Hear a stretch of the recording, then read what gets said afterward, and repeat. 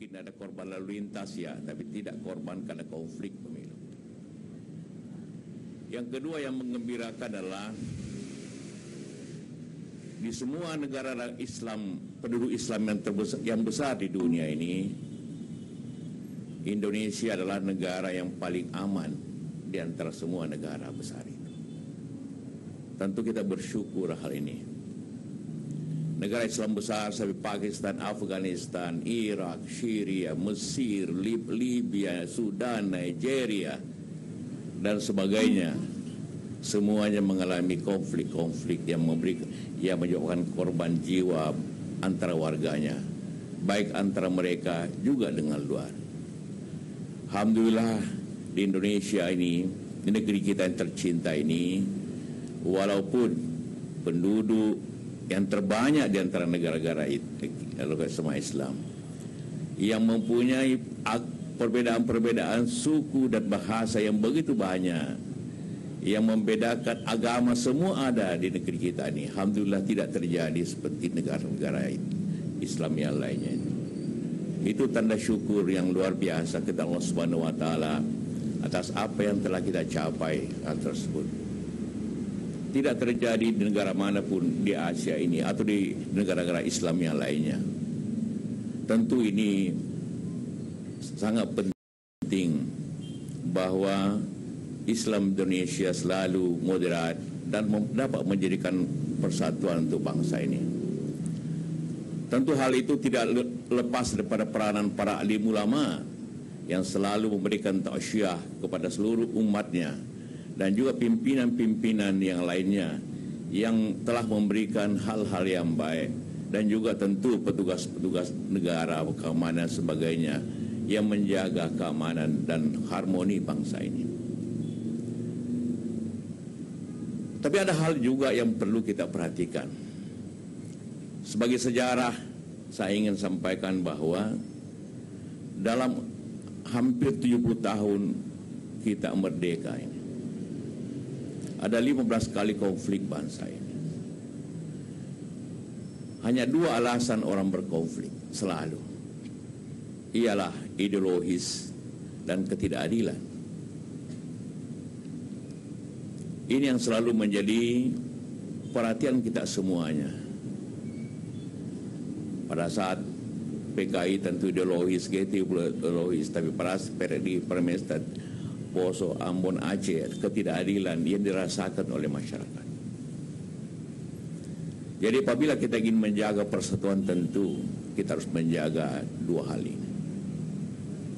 Apa yang perlu kita perhatikan? Dua hal. Yang pertama, ada hal yang sangat perlu diperbaiki dalam keadilan kita berbangsa. Umumnya dalam ekonomi.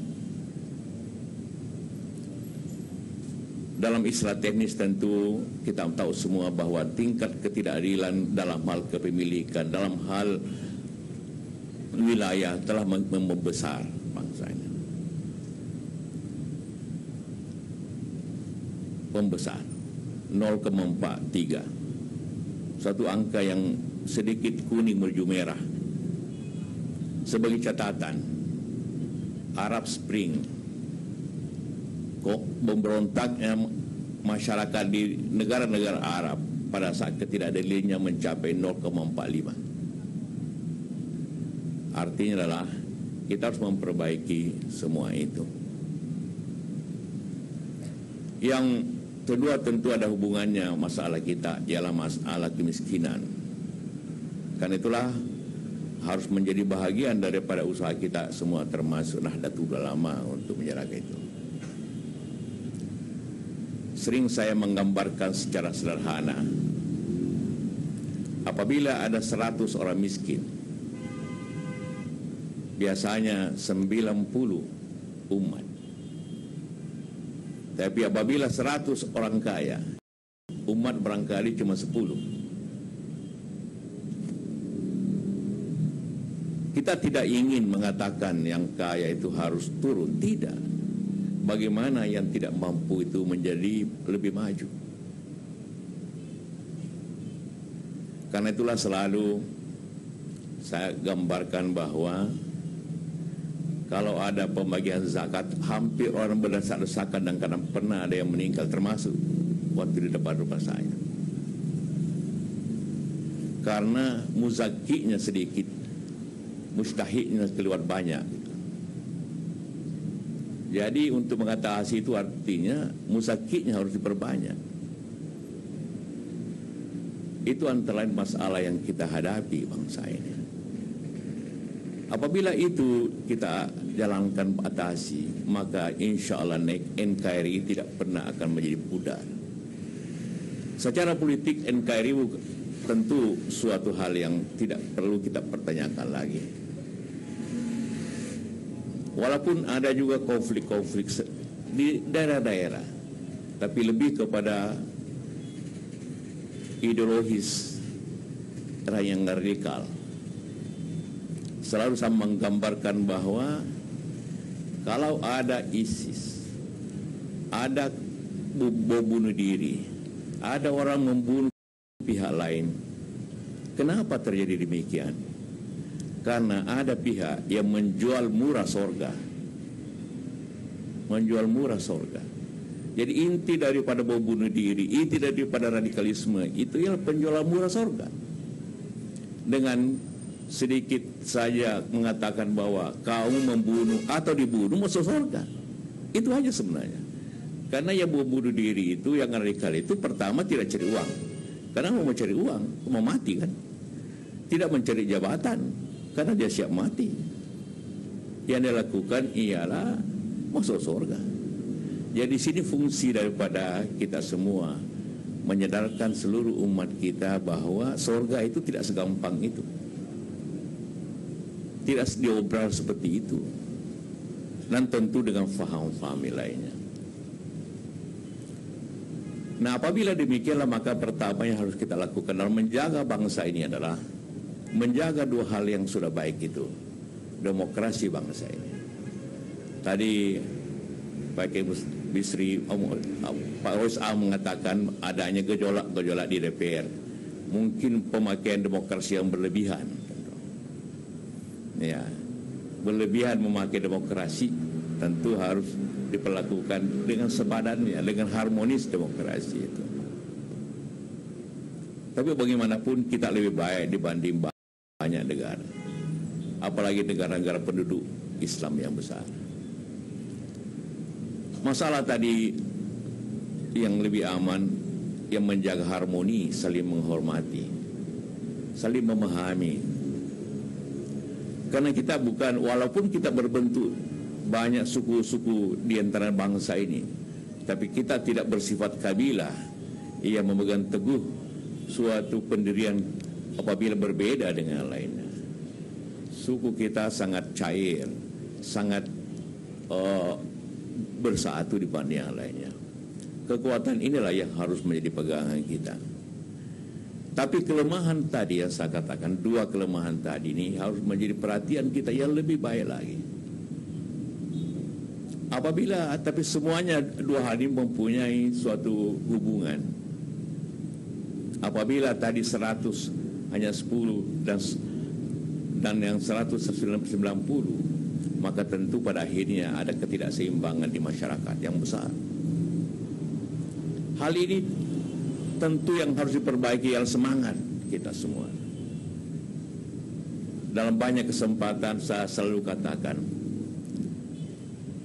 doa kita, doa siapa saja, apakah doa NU, Muhammadiyah, Al-Irsyad, atau siapa saja, dia ustadz, dia kiai, orang biasa, selalu doanya ditutup Rabbana atina fid dunya hasanah wa fil akhirati hasanah Akina azabannar. Artinya adalah mencapai kemakmuran, kebahagiaan di dunia sama mencapai kemakmuran di akhirat.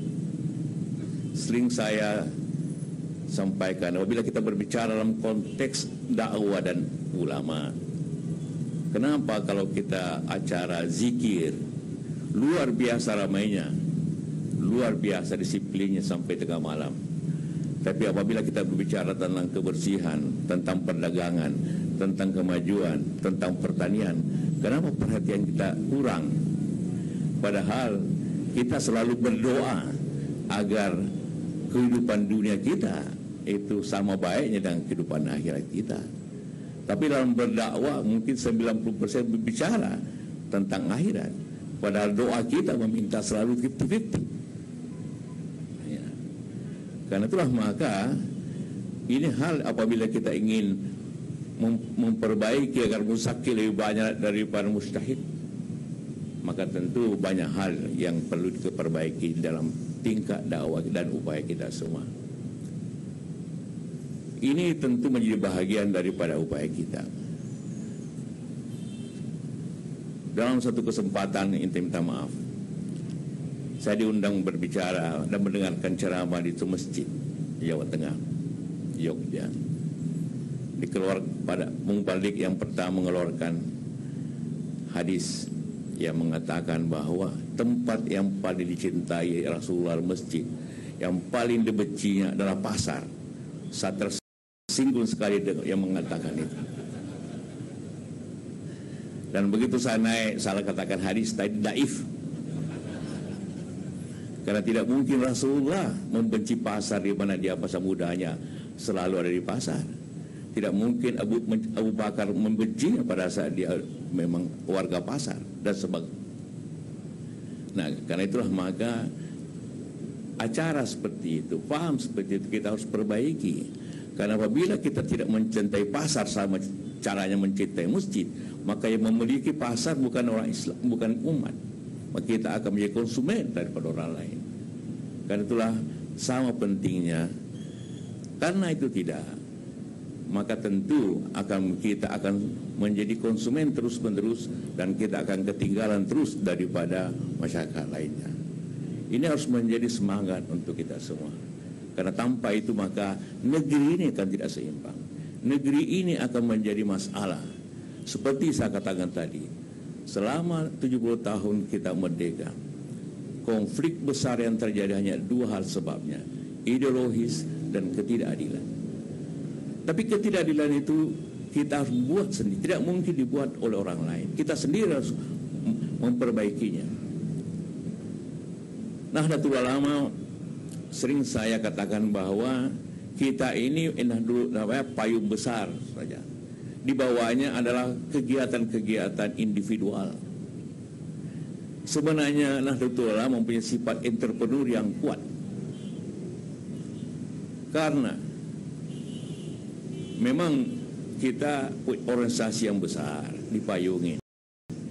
Tapi apa yang terjadi kegiatan di bawah ini kegiatan perorangan, kiai-kiai dan sebagainya tanpa campur tangan daripada organisasi, tapi menjadi payungnya.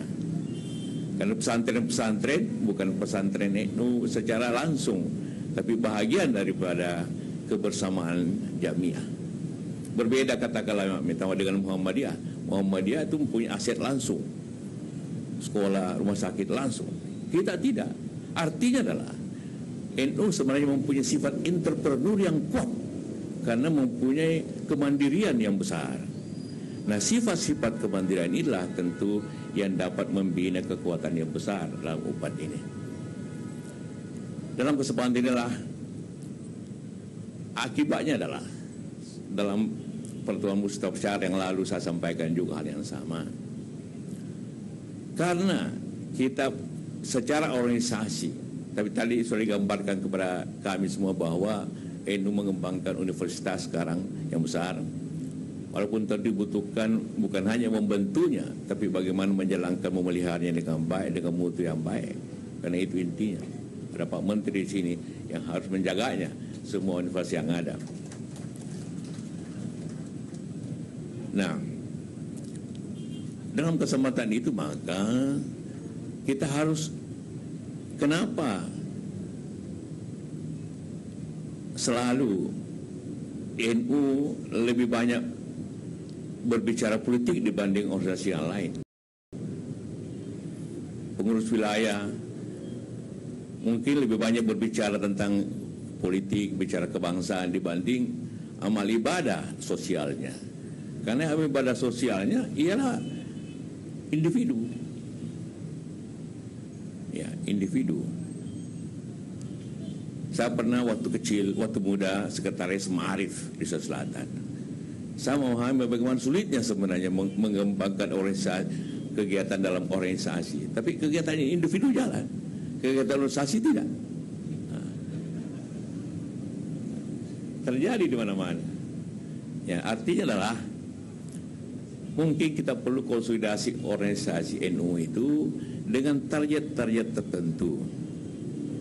Sama dengan di mana-mana ada pesantren sekolah NU. Apa tugas pengurus kita? Pengurus besar atau pengurus wilayah? Cuma satu menurut saya. Atau dua. Bagaimana mendidik guru-guru yang baik. Dan kedua, menjaga kualitasnya, standar-standarnya. Tanpa standar dan guru yang baik, maka kita akan statis. Karena itulah maka mari kita melihat, mereview itu. Kemajuan bangsa dan negara dewasa ini luar biasa cepatnya. Tanpa diikuti oleh kita semua, oleh anak muda kita, maka kita akan ketinggalan. Kita selalu bangga kepada jumlah yang besar, tapi mari kita bangga juga kepada kualitas yang baik. Sektor-sektor lain tentu harus kita kembangkan. Alhamdulillah bahwa tadi kegiatan asis NU juga sudah berjalan. Saya ingin sampaikan juga pengalaman kecil saya. Pertama saya ke Jakarta dengan bapak saya, ialah menghadiri konferensi ekonomi NU. Itu tahun 50-an, 56, 57 barangkali. Nah, barangkali bapak tidak konferensi itu di mana diadakannya? Di studio film Persari, karena ketua Jamaluddin Malik. Jadi sambil konferensi melihat bintang-bintang film itu beraksi di sekitar acara itu. Begitu kegiatan zaman dulu ini ternyata tidak menghindari hal-hal yang modern sebenarnya. Walaupun setelah penutupan saya lihat betul banyak beberapa kiai yang menginari tarian di atas menutup mata ke bawah kan. Saya tekannya lah. Itulah NU zaman dulu yang saya ikuti, hanya mengikuti bapak saya waktu saya masih SMP. Bahwa kegiatan-kegiatan seperti itu bukan sekarang, 50 tahun yang lalu justru lebih maju. Bukan lebih maju, ya, sudah jalankan dengan hal tersebut. Coba NU bikin studio film seluruh dihujat saya kira semua orang. Ya, di studio film. Konferensi NU di studio film. Kalau sini lumayan lah, terima kasih. Tapi berkeliaran bintang film berpakaian jukensi dan sini kita terima apa adanya. Dan saya menikmati waktu itu lihat bukan menikmati bagaimana orang bikin film, bukan melihat bintang filmnya karena saya masih kecil kan. Nah, kalau saya barangkali waktu itu sudah SMA, mungkin saya nikmati juga itu. Nah, artinya adalah kesadaran itu, hal itu berjalan sesuai masa. Nah, apakah kita ingin stagnan? Apakah kita hanya bangga dengan begitu banyak pesantren? Pasti kita bangga.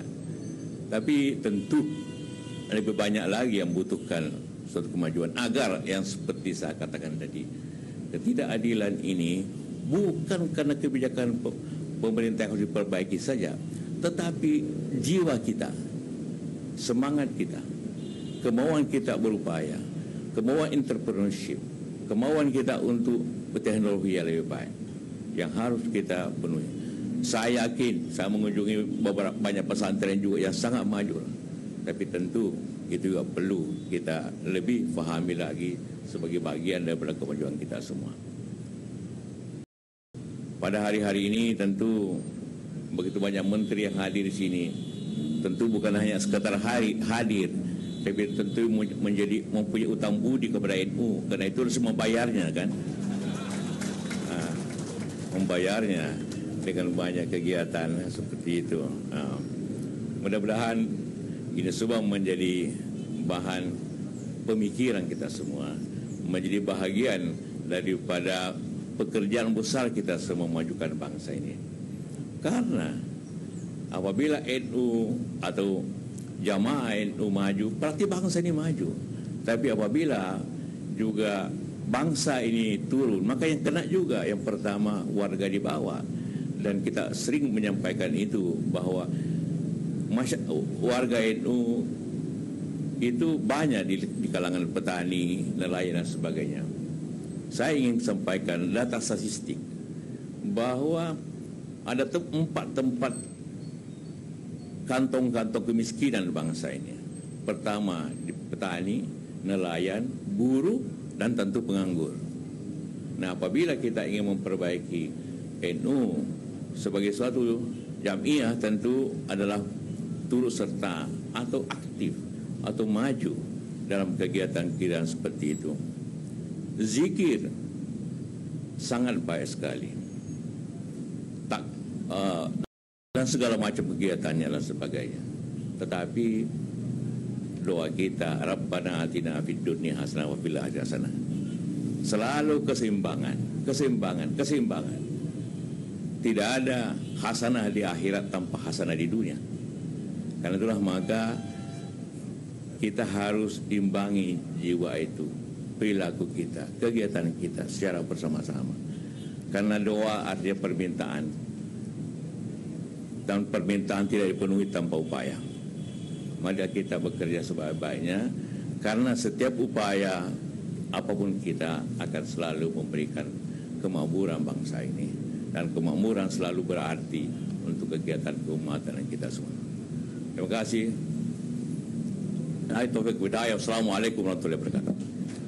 Mendampingi penentuan beduk kepada Bapak Menteri Agama Republik Indonesia, kemudian Rais Am, Pejabat Rais Am Pengurus Besar Nahdlatul Ulama dan Ketua Umum PBNU sebagai tanda peresmian pembukaan Musyawarah Nasional Alim Ulama dan Konferensi Besar Nahdlatul Ulama 2014.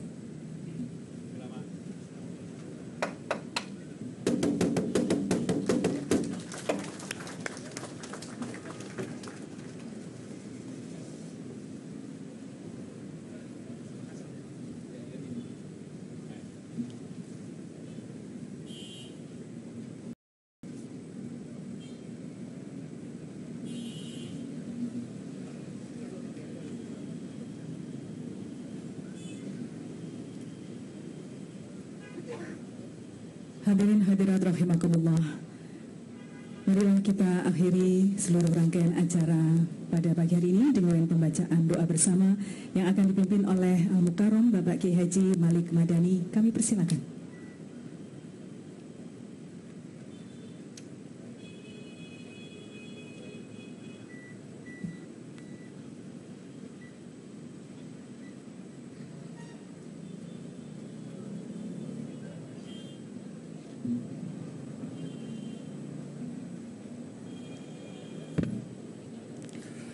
Assalamualaikum warahmatullahi wabarakatuh.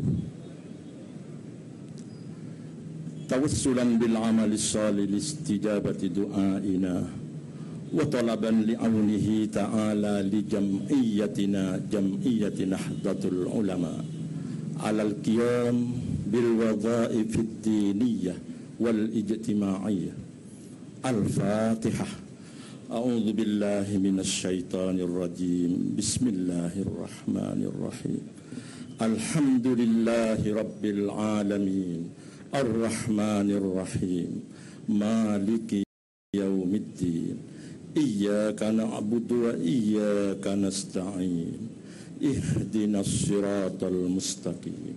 Siratal ladzina an'amta 'alaihim ghairil maghdubi 'alaihim waladdallin. Amin. Bismillahirrahmanirrahim. Alhamdulillahi rabbil alamin. Hamdan yuwafi ni'amahu wa yukafi'u mazidah. Ya Rabbana lakal hamdu kama yanbaghi li jalali wajhika wa 'azimi sultanik. Alhamdulillahirabbil alamin. Pemirsa, seiring pembacaan doa penutupan dalam acara pembukaan Munas dan Konfes NU tahun 2014 kali ini, Kami segenap kru TV 9 mengucapkan terima kasih atas kesetiaan Anda menyaksikan program liputan khusus ini, dan nantikan reportase langsung dari kantor PBNU tentang Munas ini pada Jurnal 9. Dan selanjutnya kami seluruh kru mengucapkan terima kasih. Wallahul muwaffiq ila aqwamit thoriq. Wassalamualaikum warahmatullahi wabarakatuh.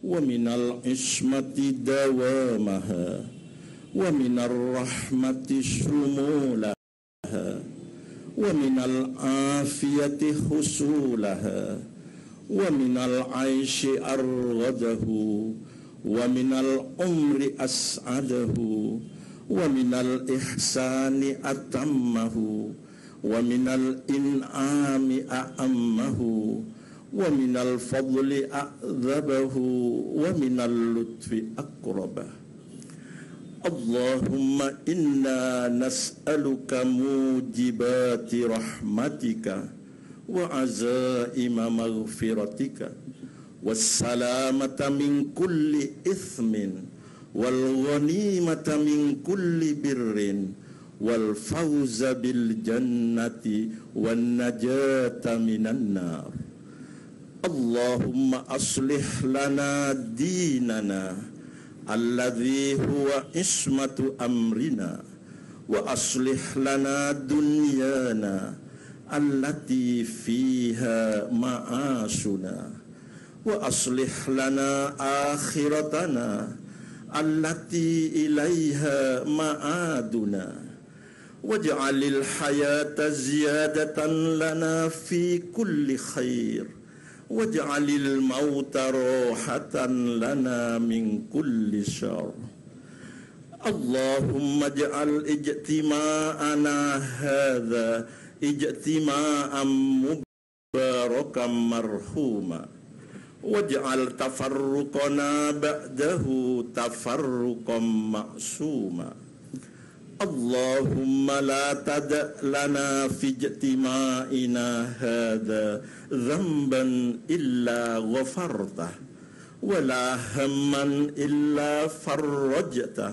ولا دينا إلا قضيته ولا حاجة من حوائج الدنيا والآخرة هي لك رضا إلا قضيتها يا أرحم الراحمين اللهم اجعل جمعيتنا هذه جمعية نهضة العلماء جمعية متقدمة مباركة نافعة للأمة والشعب والإنسانية في الدين والدنيا والآخرة برحمتك يا أرحم الراحمين اللهم اهد رجالها وزعماءها وأعضاءها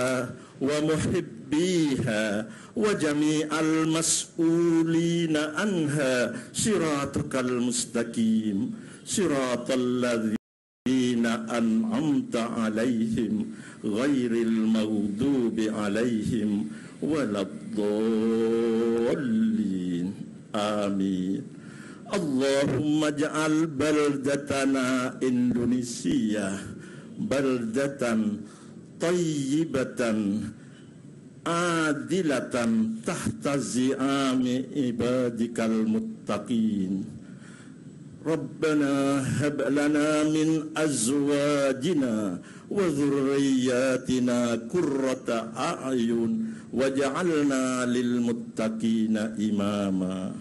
Ya Allah, ya Tuhan kami, pada pagi hari ini kami hamba-hambamu berkumpul di tempat ini dalam rangka upacara pembukaan Musyawarah Nasional dan Konferensi Besar Nahdlatul Ulama tahun 2014. Ya Allah, ya Tuhan kami, jadikanlah acara Munas dan Kombes ini sebagai acara yang Engkau berkahi lagi Engkau ridhoi, dan jadikanlah orang-orang yang hadir berpartisipasi dalam Munas dan Kombes ini termasuk di antara hamba-hambamu yang salih, hamba-hambamu yang berbahagia fit dunya wal akhirah. Ya Allah, ya Tuhan kami, berikanlah taufik, hidayah, i'anah dan inayah-Mu kepada mereka, agar supaya mereka benar-benar dapat membahas dengan cermat, dengan teliti, menghasilkan keputusan-keputusan yang bermanfaat bagi umat, bangsa, dan kemanusiaan. Ya Allah, ya Tuhan kami, jadikanlah Indonesia, negeri tercinta ini, sebagai negara yang baik, negara besar, negara yang maju, negara yang adil, di bawah kepemimpinan orang-orang yang bertakwa kepadamu.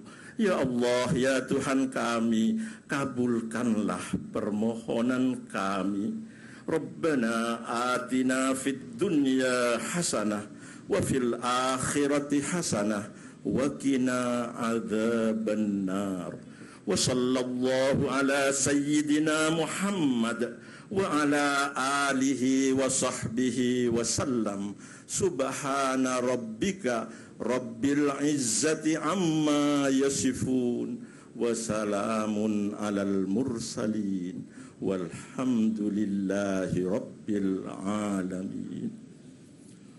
Wallahul muwaffiq wa huwal mustaqim.